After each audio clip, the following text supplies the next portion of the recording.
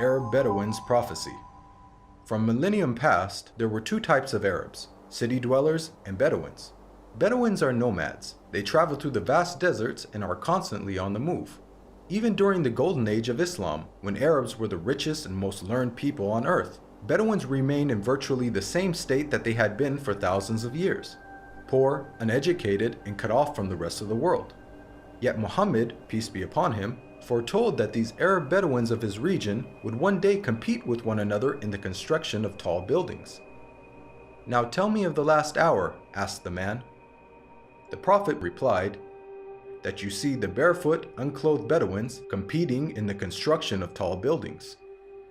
Today we find in the Arabian Peninsula, the Bedouins who used to be impoverished herders of camels and sheep are now not only competing with one another, but also the entire world to construct the world's tallest buildings. How did one of the poorest people on earth, who literally wore rags, become the wealthiest nations on earth?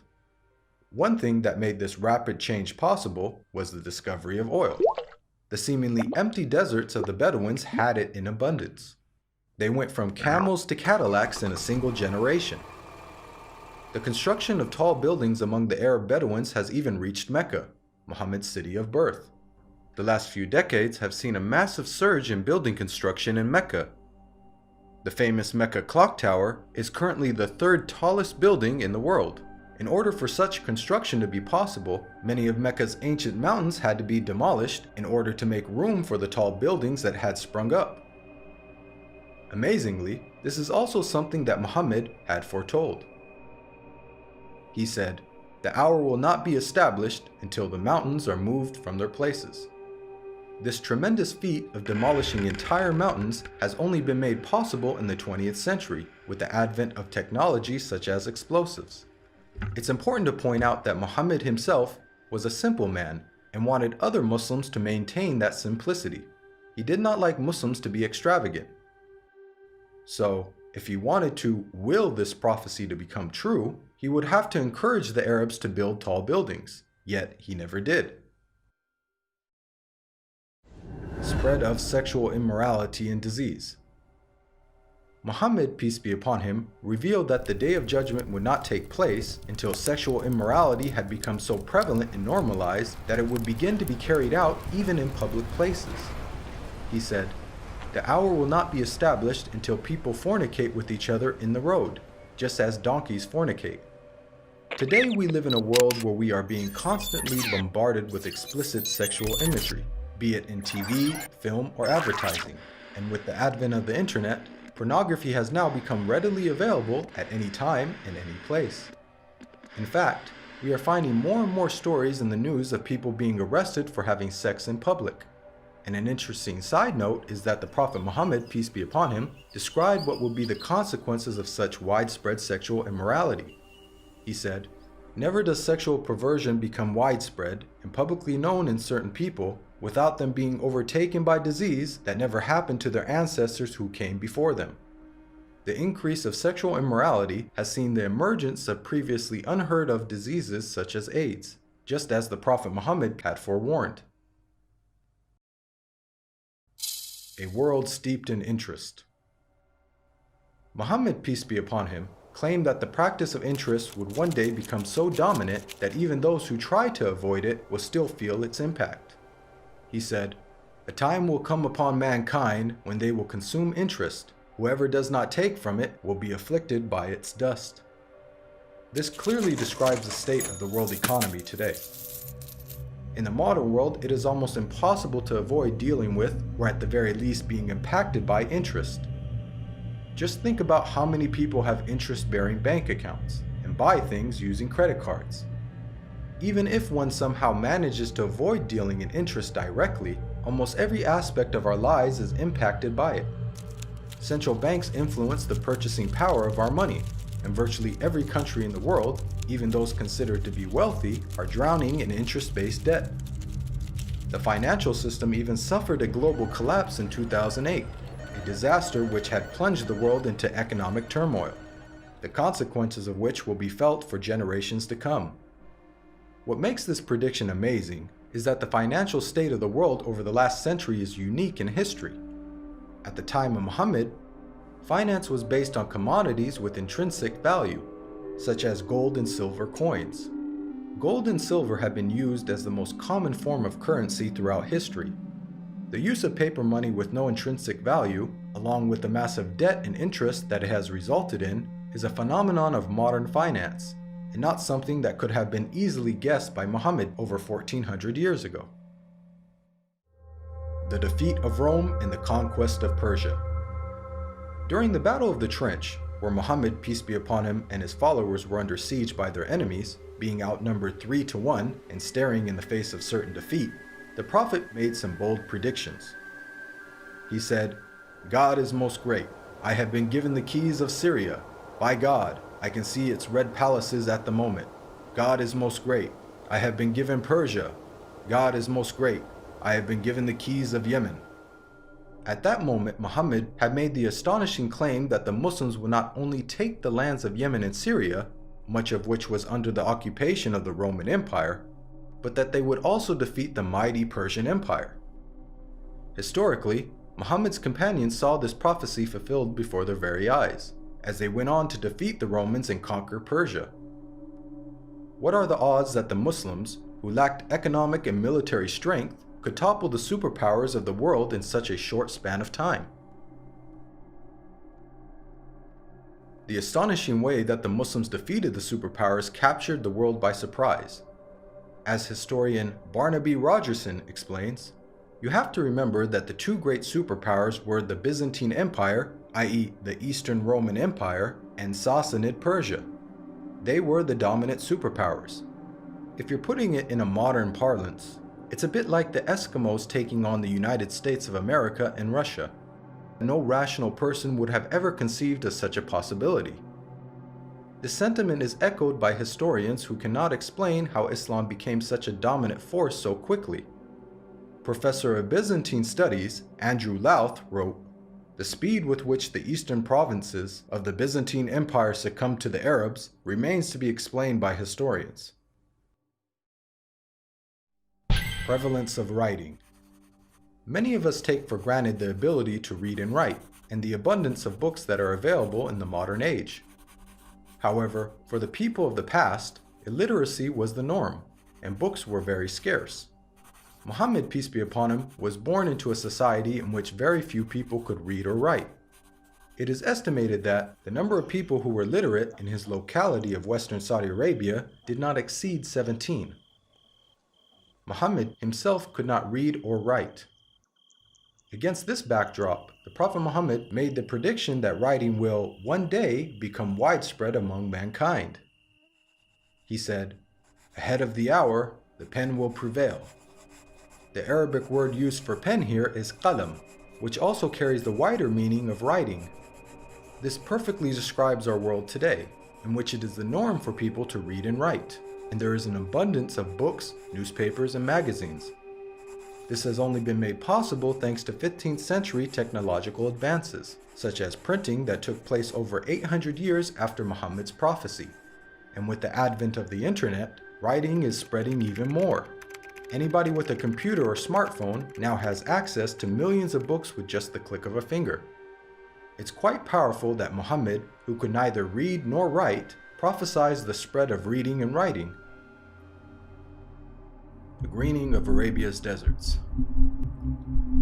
The Prophet Muhammad, peace be upon him, made a bold prediction about the future state of Arabia. He said, "The hour will not begin until the land of the Arabs once again become meadows and rivers." This narration anticipated the greening of Arabia's extensive dry desert environment. As recently as 1986, there was little to no farming in the region. However, over the last 30 years, these deserts have been transformed to grow grains, fruits, and vegetables, thanks to techniques such as center pivot irrigation. This is a process that pumps water to the surface from deep underground reserves, some of which date back to the last ice age 20,000 years ago. Now put yourself in the position of a person living in 7th century Arabia. This region hosts some of the most extensive sand and gravel deserts in the world, with very little rainfall. Could anyone inhabiting such a harsh environment ever rationally conceive of the possibility that one day there would be a plentiful supply of water and abundant crops? This prophecy also makes a claim about the ancient past. Note the words of Muhammad, "The lands of the Arabs once again become meadows and rivers." By saying once again, he is implying that at one stage in their history, the deserts were lush with vegetation and life, and that they will be returning to this former state. Geologists now know that the Arabian Peninsula was, indeed, once filled with meadows and rivers in ancient times. Modern archaeological discoveries have uncovered a number of fossils and conclude that once upon a time, the Arabian Peninsula was much greener and wetter, just as Muhammad had revealed. The rapid spread of Islam and the decline of the Muslims. Muhammad, peace be upon him, predicted that the Islamic civilization would reach both east and west. He said, "God folded the earth for me, and I saw its east and west, and the dominion of my nation will reach as far as the earth was folded for me." History bears witness to the fact that Islam spread rapidly, both east and west, just as Muhammad boldly had foretold. At the time, this was a geographic expansion the likes of which the world had never witnessed. The Islamic Empire was the largest the world had ever seen. The Prophet Muhammad not only informed us about the spectacular rise of the Muslims, he also foretold their decline. He said, "The nations will call each other and set upon you, just as diners set upon food." Someone then asked, "Will it be because of our small number that day?" The Prophet Muhammad replied, "Rather, on that day you will be many, but you will be like foam, like the foam on the river."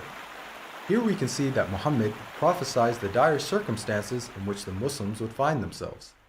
He explained that a day would come in which the Muslims would be large in number, but in such a state of weakness that other nations would invite one another to set upon them.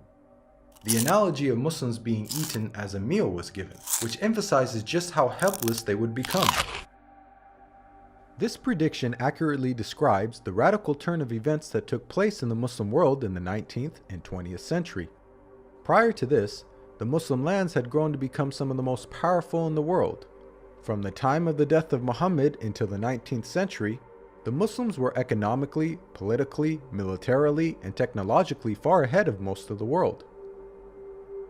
Then the unthinkable happened. Nearly all the Muslim world was occupied, colonized, and militarily defeated by non-Muslim nations. Russia had annexed the Caucasus. France controlled Algeria, Morocco, and Tunisia. Great Britain occupied Egypt, Syria, Iraq, Palestine, and India. And the Dutch controlled Malaysia and Indonesia.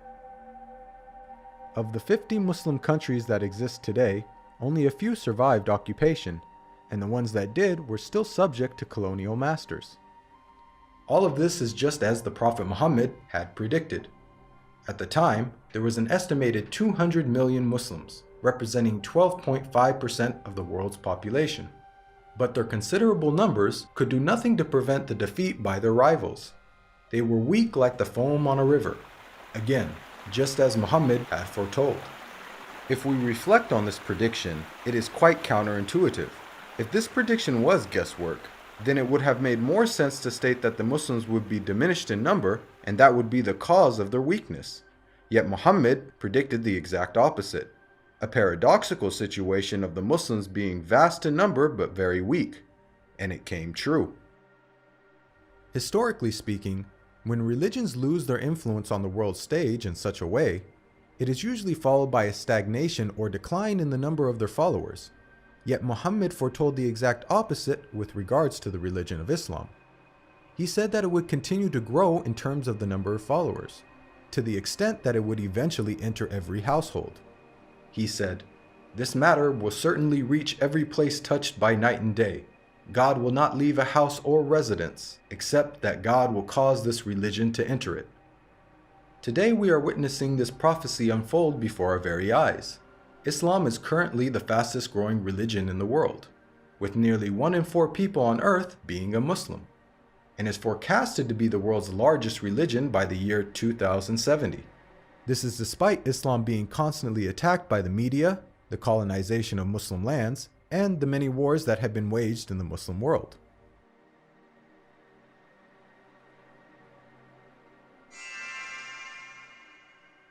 Even the name Muhammad has prophetic implications. It's an Arabic word that means the praised one. The Quran states how Muhammad's remembrance will be raised. We elevated your mention for you. Since this verse was revealed over 1400 years ago, the Prophet Muhammad, peace be upon him, has been the most praised person in history. Today, not a second goes by without a minaret somewhere in the world publicly proclaiming the time for prayer and saying, أشهد أن محمدًا رسول الله. I bear witness that Muhammad is the messenger of God. أشهد أن محمدًا رسول الله.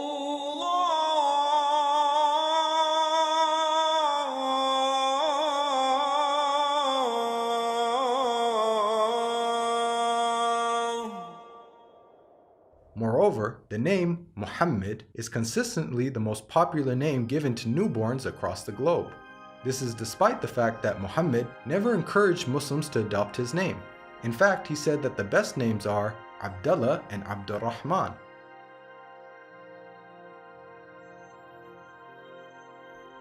Now, we've analyzed a number of the Prophet Muhammad's prophecies, which were made over 1400 years ago, and have seen how he has accurately foretold many things.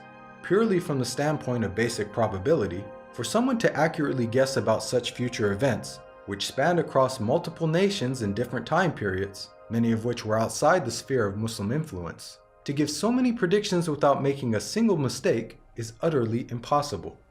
Today, millions of people believe in false prophets and follow false systems for guidance in life. As human beings, we're willing to follow false prophets, man-made systems, and baseless superstitions, but why don't we accept the real guidance when it comes from God? God empowered the Prophet Muhammad with accurate prophecies as a way for us to distinguish the true prophets from the false. Truth has now arrived, and falsehood perished, for falsehood is, by its nature, bound to perish. This video is based on the book, The Forbidden Prophecies. To learn more about the evidences for Muhammad's prophethood, please download your free copy of the book at the link below.